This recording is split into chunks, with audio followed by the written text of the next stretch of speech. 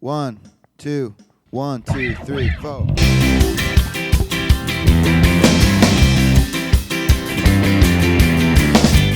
Hey everybody, it's Sam Jacobs. Welcome to the Sales Hacker Podcast. Today on the show, we've got a very good friend of mine, someone I've actually known for well over 20 years, Jim Sharpe, who's the CEO of a company called Aventri. And he and I worked together for many years at Gerson Lehrman Group.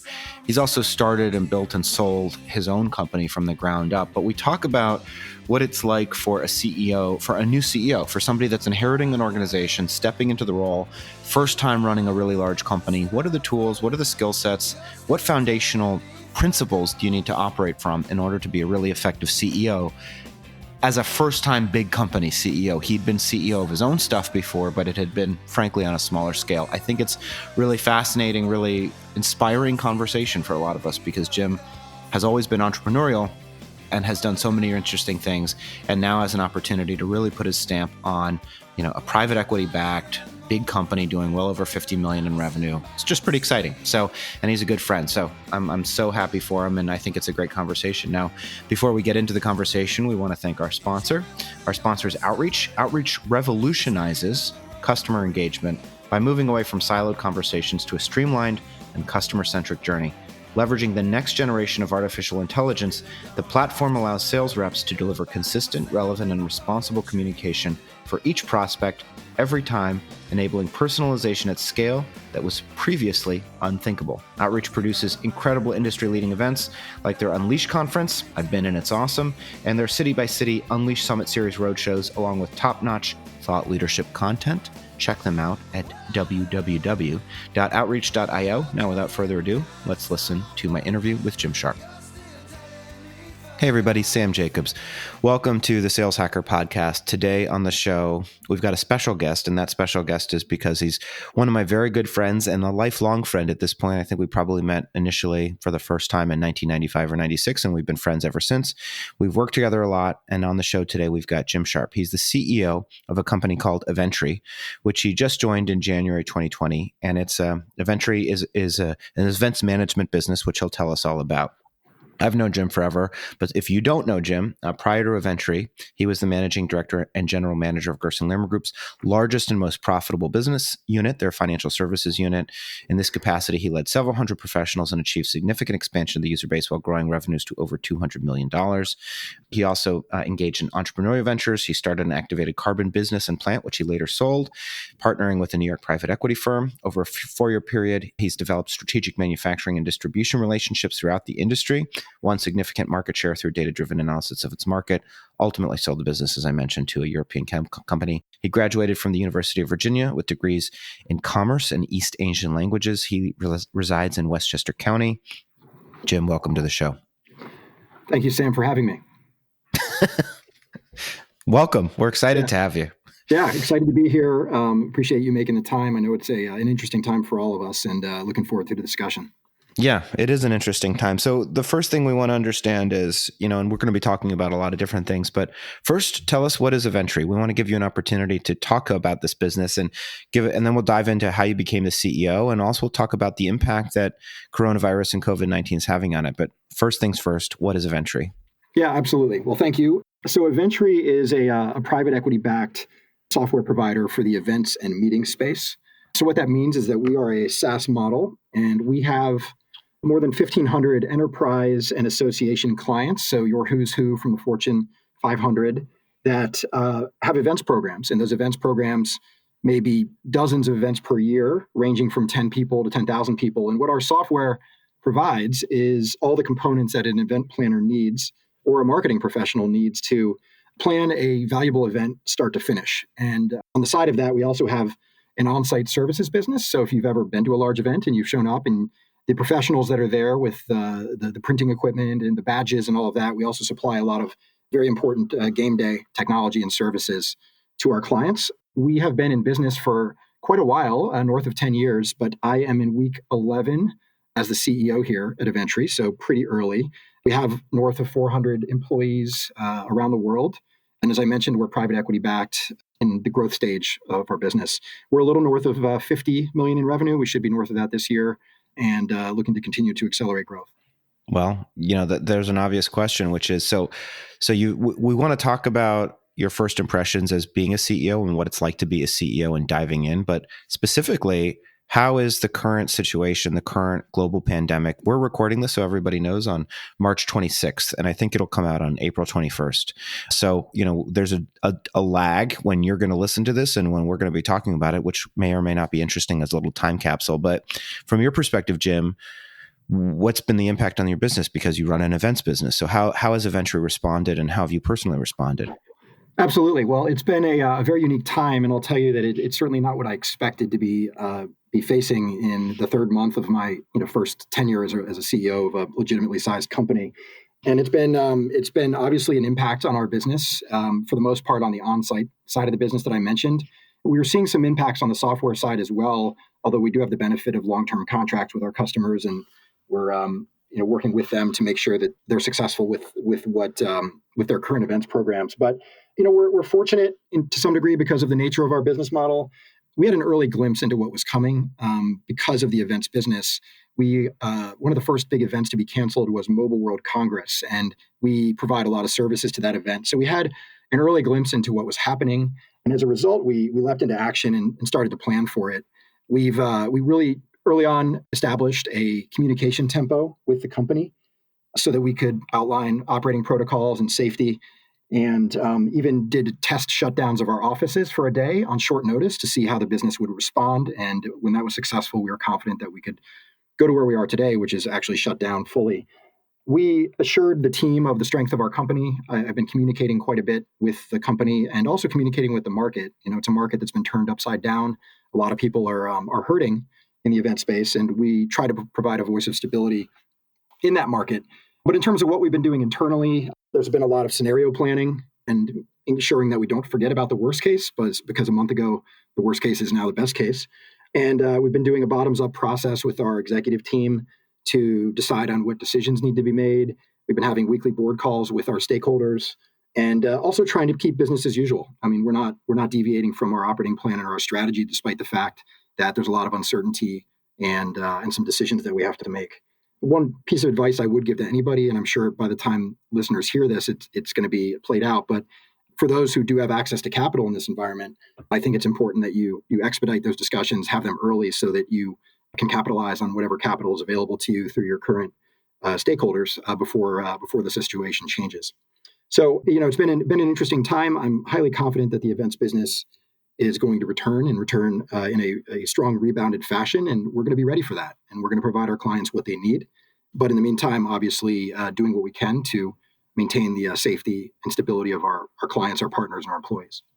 So you mentioned you have long-term agreements, and you mentioned that you're sort of adhering to the operating plan. Does that mean that, you don't have to give us specific numbers, of course, but have you maintained your 2020, revenue forecast and revenue target? Have you made adjustments there? How are you thinking about kind of implementing some of the precautions that you're taking on an operational basis and finding their way into your financial plan? Yeah, absolutely. So the picture has changed. I mean, we were this year projecting a very solid revenue growth year and a nice profitable situation for the business. We have amended those plans just to be realistic. When you look at the fall off on our on-site services business, that has impacted the plan. So we are having to adjust for that. And then in terms of the bookings and renewals side of the business, we're making pretty conservative assumptions to weave them into the plan. Everybody's aware that this is a year that is just going to be different in terms of the way it plays out. That's going to impact the way our customers are doing their businesses, and therefore how they engage with us. So in terms of working with our customers, we obviously are having and fielding incoming calls from customers that need to either change their commercial agreements or just need some help in terms of working with us. And we've been fair on a case-by-case basis, making sure that we're partnering fully to navigate through this. Overall, we're still expecting to have a pretty solid year as a business, given the long-term nature of our contracts. But certainly, to your question, the financial plans that we had put in place a few months ago have changed. Yeah. Well, thanks for your honesty. When you think about the situation kind of personally, one of the questions we're asking in our economic benchmarking survey and Revenue Collective is, what's your prognosis on the duration of this massive economic impact? Today, again, March 26th, we saw the unemployment number was 3.3 million. What's your personal sense of, obviously you're not a public health official and you're not a doctor and you're not a city planner or whatever, but you're still a human being and a business person out in the world. When you think about how you're adjusting your mindset, is it a 2 to 3 month thing? Is it a 6 month thing? What's your approach? Well, that's a very timely question, Sam, because we have been spending a lot of time on that very item. And I have a board meeting later today where we're talking through some of this. So I'll tell you, I disagree a bit with our commander-in-chief in terms of when he thinks we'll be back in business. We are now you're getting political, Jim. He's we are our glorious, our faithful leader. He knows everything. That's right. I feel that we're running a few scenarios here, Sam, and the earliest scenario that we're running, and this is not necessarily a statement of when the virus itself dissipates, but when business, especially our business, we think is back to normal, and we think it'll be a gradual return to normal. But what we are forecasting in our scenarios, the best case scenario we're forecasting is an end of August recovery in our market, just so you know. So that is 5 months out, right? And that's a long way out. That's a best case. Wow. That's our best case. And of course, I'm trying to be a conservative leader and plan appropriately. So we'd certainly love for things to storm back earlier than that, but we're planning on that as a best and reasonable case. In terms of the more moderate case, push it out a couple of months where you're thinking fall time. And then you also have to plan for something that sounds terrifying, but you're hearing about in the news quite a bit, which is there a double dip scenario where as the world is having different weather cycles, you end up going back into a situation next year. So we're having to plan for that as well. Obviously, we don't expect that to happen, and we would expect scientific ingenuity or some other breakthrough to get in the way of that. But you have to be mindful of that as well. And so we're making sure that we're out in front of all these different scenarios. But I'll tell you, when Mobile World Congress canceled, we had a board meeting about that just simply because it was a revenue item. And at that point, we certainly had no thought that this would be continuing out past April or May at that time. So it's very interesting to see how these timelines and scenarios are changing on a week-by-week basis, if not daily. Yeah, it is. Well, it sounds like I'm already impressed by the job that you're doing, because I think the over communication, I think, is the key to managing these crises. And also, I think it must be challenging to both project optimism and reassurance and calm while also, you just told me, best case is August, while also trying to be realistic with people so that they continue to trust you. Yeah, absolutely. And I try to be as transparent as I can be in any situation. And I think that's one attribute I've brought to the company in my 11 weeks is that I do tend to over-communicate and perhaps informally over-communicate frequently with the team. And that is helping us in this situation. I have been communicating in writing on a weekly basis, just with my thoughts. Tomorrow morning, I have a video address with the company and open Q&A. So yeah, we're leveraging communication, and I think it's a combination of things. One is assuring the team and our community that we are on strong footing, which we are because we're very fortunate to be there, and then ensuring them that we're doing everything we can do first and foremost to keep them safe, ensure them that we are working with our customers to make sure that they are getting what they need in this particular situation. But at the same time, being realistic. And we have to talk about the things we need to do to make sure that we are realistic about the time it will take to recover and ensure that our business is positioned for that. One thing that we recently did that by the time this airs will be older news, but we recently partnered with 3 virtual event providers on short notice because we saw the trend changing early on with the cancellation of these first events. And we inked deals with 3 different partners who can help us and help our clients convert their events into a virtual format. So not having to throw away all the hard work they've done, just converting the format.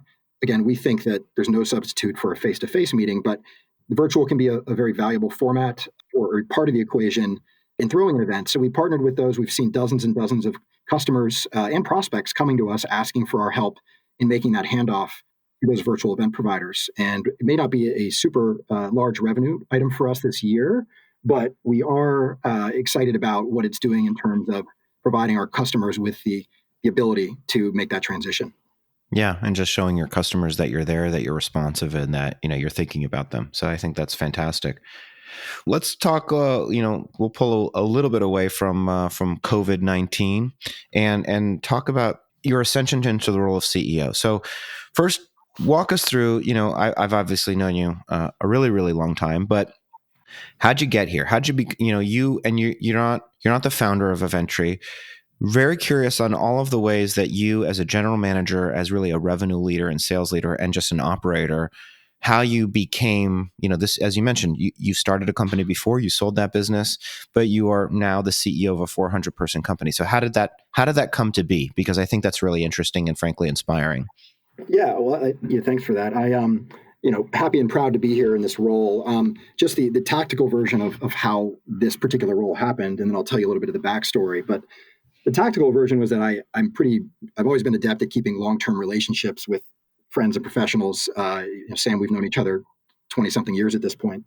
But in this particular case, I had a relationship with HGGC, who is the lead shareholder of Aventri. And several months ago, I had met up with somebody, a partner at that firm, who had talked to me about a potential C-level position at Aventri that wasn't the CEO, but more it was the COO job.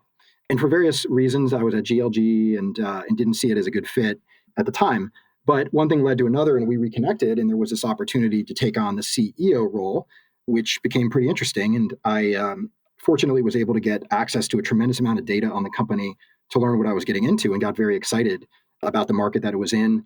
And one of the commonalities I saw with Aventri and where I was before at GLG was that both businesses work hard to make professionals have meaningful interactions. And Sam, you saw it from your time at GLG, the value that getting people together, whether virtually on the phone or in person, can have, and how much they're willing to pay for it to have a meaningful connection. So it made a lot of sense for me in terms of the mission. So here I am. But in terms of looking back, I was at GLG on two different occasions, each of them 6 years. And the first of those areas, I was called a customer success professional, making customers happy at GLG. And I saw the business go from roughly 6 million to, call it, 200 million in revenue over a 6-year period, very early in my career, and got a lot of leadership training from that.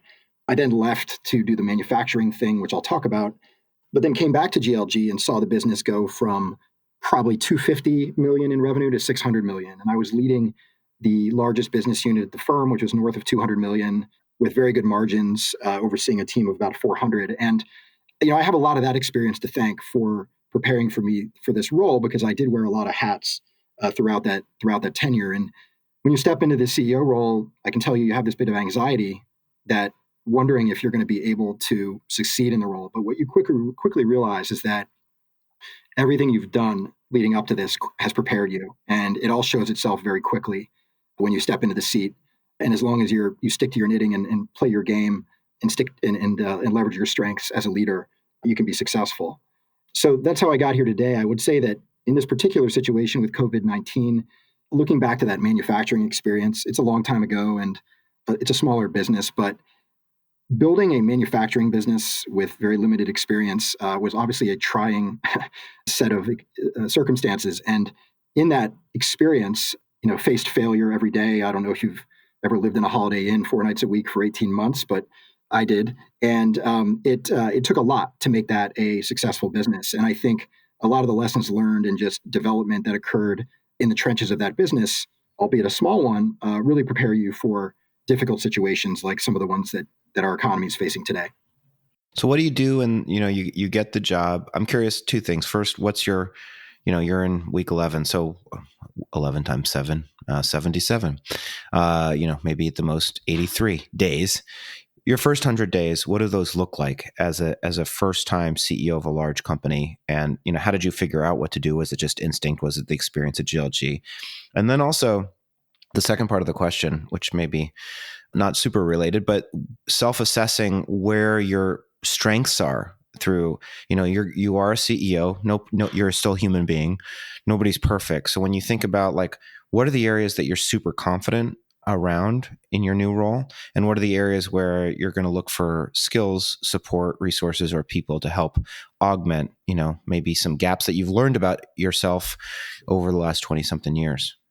Yeah, well, those are great questions. I don't think there's any real playbook for it, but 100 days in, 77 days in, whatever we are, I feel like some of the steps I took early on were helpful. And, if you think about what I leveraged here, I would say that the only real reading I had done on the topic had been a book called How to Have a Good Day, which is by Caroline Webb. And that goes back to my GLG days. And that's a lot of organizational behavior and psychology that I found to be very helpful and practical in stepping into a business like this.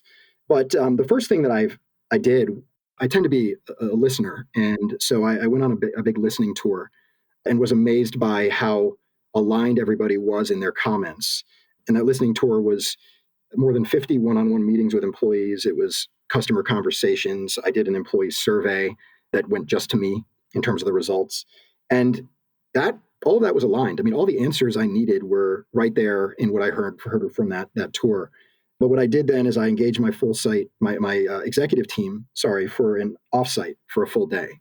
And what we did was take some of those strategic findings and start to develop a strategy. But what that also did was it brought the executive team together in a new way, in that we started working together as a team and ensuring that everybody felt ownership of the situation, which has led to a lot of alignment. And alongside that, I started communicating very openly. I have a rule where if any employee emails me, I respond the same day to that employee as a way for showing the rest of the organization what my expectations are for treating ourselves like customers of each other.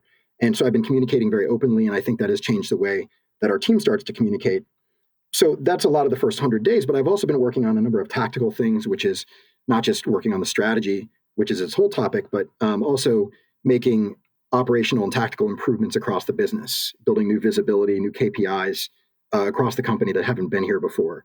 So we're in a pretty good spot at this point. If you look at where we are today, we are obviously reacting a bit to the reality of today's news, but also we are implementing our strategy that we've decided on. We're making several tactical improvements already, and we're communicating better than ever before. So I'm happy with that. In terms of your other question about strengths, I feel that I'm a pretty effective communicator, and that's been a learned practice over the years. So I'm leveraging that, which itself, I think, helps drive growth. As I mentioned, I'm an effective listener, so I'm trying to pick up signals from the organization and not make decisions until they are pretty clear, but also not trying to slow things down. And then trying to be honest about where we do need that help. And if you think about some of the gaps, from my perspective, I do think that I tend to get in the weeds of many things around the business because I'm extremely focused on continuous improvement. So what I've had to do is find a way to better step back from some of the things that I tend to get involved in, just because now as a CEO, you have a whole different set of areas to focus on. So I've been trying to better leverage the executive team, and they're responding very well to it because I don't think they've been fully leveraged in this way in the past. So they're helping me elevate my thinking a little bit by not being caught in the weeds. But that said, I'm still spending a ton of time tactically with customers and employees to make sure that I'm keeping true to our strategy. But I think to your point, it is a big balance of knowing your strengths and then identifying where you need help and just be upfront and honest with it. I've been honest with my board about that as well in areas that we should look for to make sure that I'm executing well, and then places where they should ask me if I need help. Fair enough. You mentioned tactics, and without betraying the strategy of the company, but what are some tactics that you've used? What are some new KPIs? Whatever you're comfortable sharing that's specific that can help some of the listeners out there, maybe improve the communication around their organization. So, you mentioned a weekly email. What else are you doing to make sure that communication's flowing? And you mentioned KPIs. What KPIs are you thinking about that maybe hadn't been introduced before? Yeah. So the communication I've mentioned is I try to keep it frequent. I try to make it multi-channel in terms of floor talks and individual interactions, and any employee can reach out to me and I get back to them, as I said, the same day.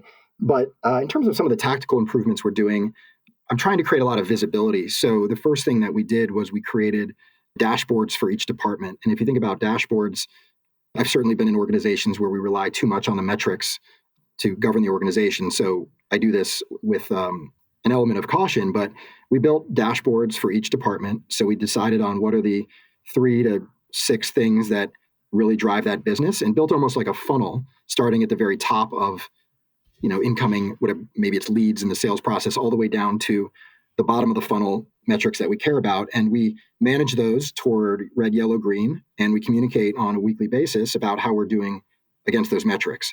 And we only focus on the things that really need focus. So there's this new visibility that each department has at the executive level. We're also rolling out now a quarterly business review process. So essentially formalizing the communication around those priorities. So each executive will be presenting to the rest of the team on the three big things that they're focusing on for the quarter ahead. And that exercise is not an evaluation exercise. It's more of an exercise in being optimistic and aggressive so that we make plans and challenge ourselves to have goals that may be hard to hit, but we do communicate openly and often and then formally on a quarterly basis about how those are going. Tactically speaking, like we're diving into things like account management. One thing I found when I came here was that we had little visibility into our renewals, for example. They were being tracked by people who care about the renewals, and they were doing a good job of that, but there was no real centralized visibility around renewing our business. And as a result, now we have actually daily tracking where teams are updating the renewals across the board on a daily basis. And that visibility has been incredibly helpful for me in running the company. And you can just imagine that applied across all the different areas of the business, ranging from our customer support teams all the way to our HR team in the way that we manage our hiring plan and have visibility into that. So I do think that this newfound visibility is exciting to the team because they've never been challenged to put this in place. But I also think it's giving them a much better vision into how the company is operating. And for sure, it's helping me. Sounds smart and prudent. We had an interesting conversation offline about your view of kind of the market right now, particularly given everything that's happened and sort of the startup ecosystem and also a perspective on how to avoid commodification. Walk us through your thoughts there, because I know that they've changed sort of over the last 3 weeks. Yeah, it's interesting because, I'd spoken about connecting today a few weeks ago. And one of the thoughts I had and we've discussed is that at the time I would have told you that there's a lot of froth in the market in startups, and that's a relatively somewhat painful thing to say given the audience here, all the talented people that are in your ecosystem with Revenue Collective and otherwise through the Sales Hacker podcast. But I think now obviously you're seeing the truth around that there was a decent amount of froth in the market, and there's going to be some changes and shakeup in the startup ecosystem. The blunt way of saying it is I think there are a lot of startups out there that really don't need to exist. And there are a number of very crowded markets because capital has been free flowing, and also it's actually relatively cheap to get a business up and running these days. So I think there's going to be a big change now, given the shakeup we're seeing. That's going to change the number of participants in each market. I know you probably follow your LinkedIn profile, and every day I'm getting emails from dozens of people that are offering me solutions for lead generation or ABM or marketing tech or whatever it might be. And what I'm seeing in the market is that there's just so little differentiation in terms of what providers are bringing. And so that lack of differentiation has me worried that you're going to find a lot of companies that get to the $5 million mark, pretty quickly, but they tend to stall out after that. Maybe if they're lucky, they get to 20 million or whatever the goal is. But I think in terms of people that can drive real differentiation, I think that you're going to need to be a need to have, so to speak, instead of a nice to have. Now, I know that one thing that I'm excited about is that organizations and people like yourself, Sam, are promoting best practices that are out there. So I think there's a lot of really solid groupthink that is going on that is helping these companies succeed. But at the same time, I think that's leading to a commoditization of those solutions. If you think about using HubSpot or SalesLoft or any of these other amazing technologies, when everybody's using them, it becomes abundantly clear to the consumer when they're being targeted through those solutions. And I think from that perspective, sometimes we have to not rely too much on the technology or the solution that we all rely on, but apply some good old-fashioned common sense in terms of how do we go to market. So there's a lot of talented leaders out there with great questions that they're asking, and thankfully there are people out there to help answer those questions. But I do think that those processes can only take this market so far, especially in this market, before we start to see some shakeout. Fair enough. And to your point, you think that, the events management market is somewhat crowded. How are you planning on differentiating Aventri, given the fact that there are lots of competitors out there that are vying for people's, budgeting dollars as it relates to event management? Yeah, that's a great question, Sam. It is a crowded market. And one of the first things that I looked at when I was considering this role is what does Aventri bring to the table versus others? And it actually ties in to the strategy that I've been rolling out, which I can talk about in a minute. But there are some trends in the market you're seeing. The first one is that of customization, where the event planner is looking for a solution that works for them as opposed to them working with the solution. And I think that ties into the fact that providers must build a fully integrated platform that allows the user to go module by module without feeling like they're having to log in and out of a bunch of different types of businesses and companies. So that's one thing that Aventri has actually, is that we're pretty well integrated and across the board and broad in terms of the solutions we provide. There's also been this trend toward consolidation in the space that I think has led to some poor integration, and Aventri was certainly an acquirer in the past, and we've done a pretty good job here. But overall in the space, you see that there's a lot of roll up going on without care put into exactly how the companies come together, and that's playing out and frustrating some customers that are out there. But we're also seeing a trend toward personalization. So if you think about the most interesting thing to me about the event space going forward is the fact that you're going to be leveraging data and AI more effectively going forward. So you can imagine being on an event floor in 5 years where your app is real time adjusting your day and your schedule based on who's in your vicinity, based on shared interests. And I think that is a killer app that is yet to be built or fully leveraged, but that's how I would expect events to be run in the future. So we're excited about that as a trend. And then there's this obvious trend, Sam, that's emerging right now, which is the virtual capabilities. I mentioned we have a partnership with 3 virtual providers, but whether it be streaming on the side of an event or going virtual format, that is definitely a trend that we're paying attention to and plan to be investing in the market. So as Aventri sits in the market, I mean, when I did my strategy exercise with the team, it became apparent that we sit in a great middle ground between the top end of trade shows and the do-it-yourself market. We're actually a fully integrated provider that serves the enterprise. And as I think about the strategy that we're rolling out, it is really to double down on that, which is I do not think there's anybody who provides a more holistic and smooth, easy to use and flexible solution than Aventri to the enterprise. So a lot of what I'm focusing on in terms of investment is really doubling down on that capability. Fair enough.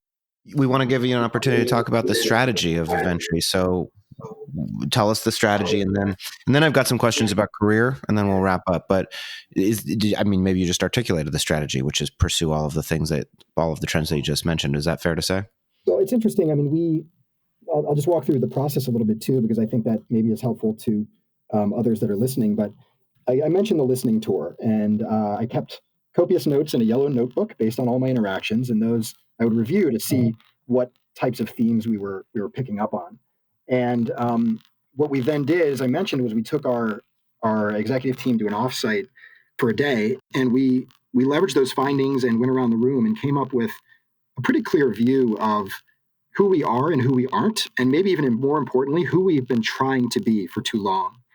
And so, again, if you think about the spectrum of tier 1 trade shows, you think about the spectrum of do-it-yourself type providers, we, from a software perspective, are of the opinion that continued investment in the enterprise, making the enterprise customer extremely happy, is the main place we should be investing. Now, that doesn't mean we're not going to innovate and create new solutions around us, but in terms of the major investments we want to roll out, it's almost like reinvesting in our core.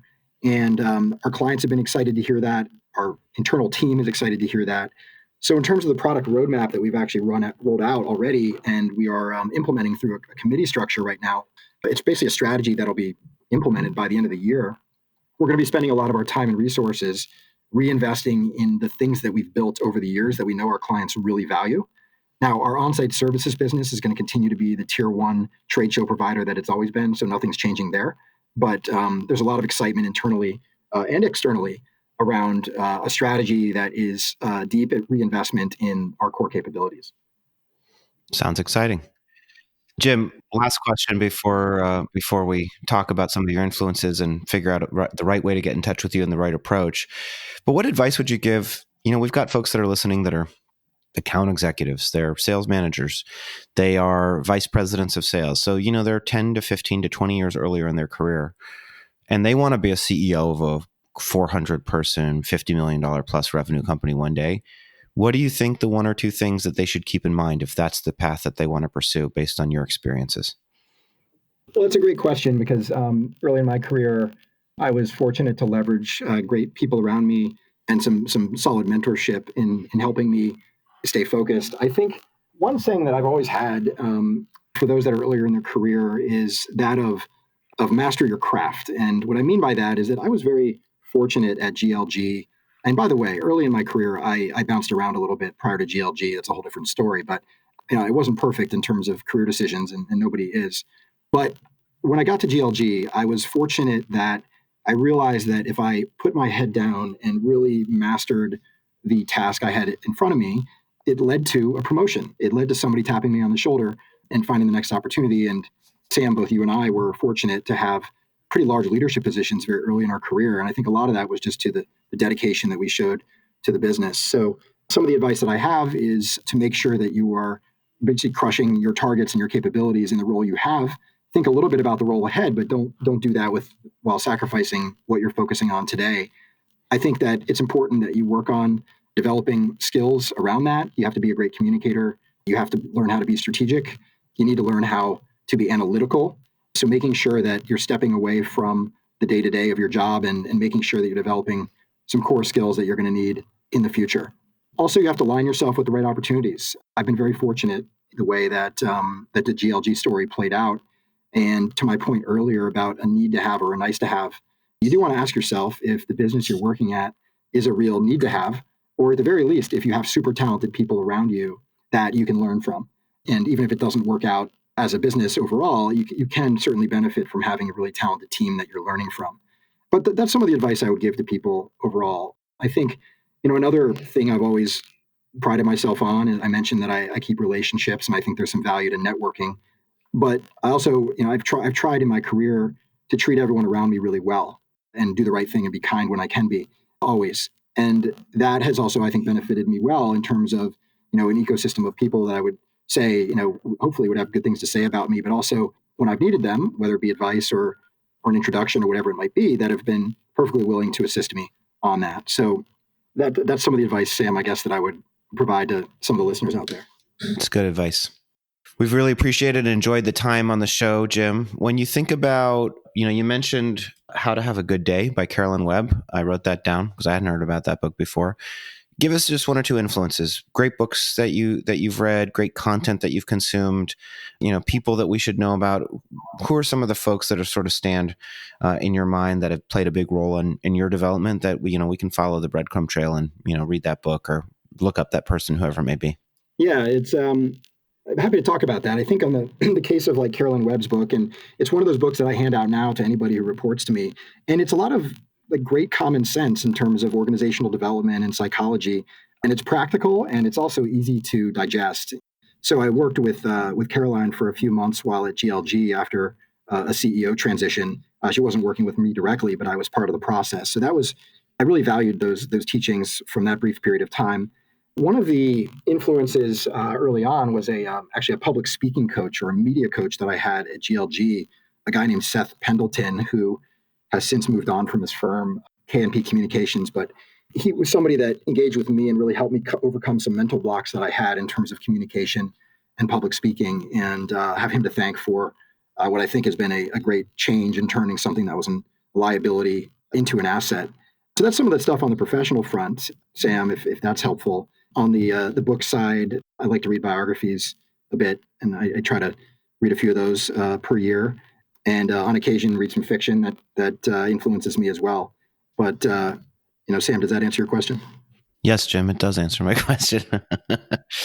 If folks out there are listening and they want to get in touch with you, are you open to that? Do you have a preferred method of communication? And, you mentioned an aversion to sort of generic LinkedIn messages. So how should somebody catch your attention if they're interested in working for you or partnering with you in some way?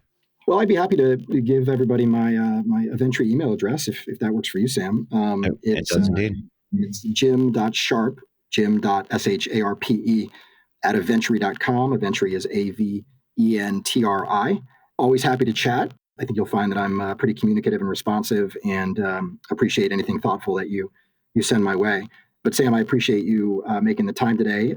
If we're in the process of wrapping up here, it's been a fun discussion, and it's great to reconnect in this way and talk about some of the things we're seeing out there. Thanks, Jim. Thanks for being on the show. We'll talk to you on Friday for Friday Fundamentals. All right. Looking forward to it. Thanks, Sam.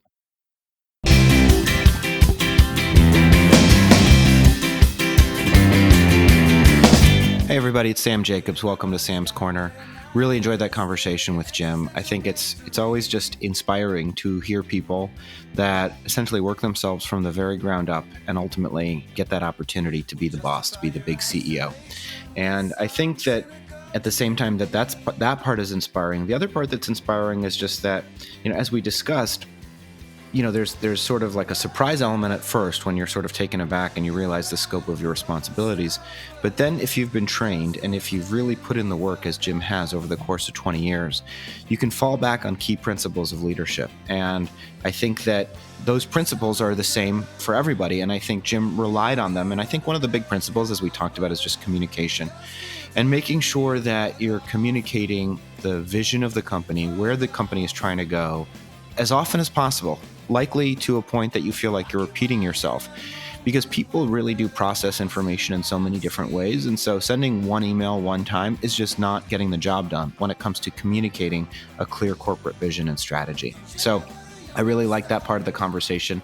I also like the part where he emphasized the value of long-term relationships. Jim got this opportunity because of the relationships that he developed many years ago, that he just spent the time to nurture and develop.